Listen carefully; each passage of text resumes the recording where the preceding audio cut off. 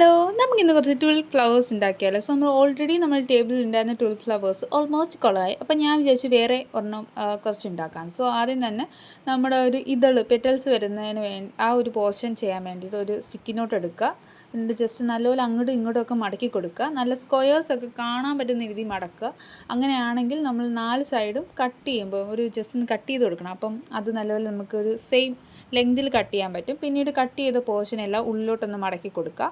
ഉള്ളിലോട്ടെല്ലാം 4 സൈഡും മടക്കിയതിന് ശേഷം നമ്മൾ എന്ത് ചെയ്യുക, അടുത്തടുത്ത് മടക്കിയിട്ടുള്ളത് തമ്മിൽ എന്ത് ചെയ്യുക, ജസ്റ്റ് ഒന്ന് ഗ്ലൂ തേച്ച് ഒട്ടിച്ച് കൊടുക്കുക.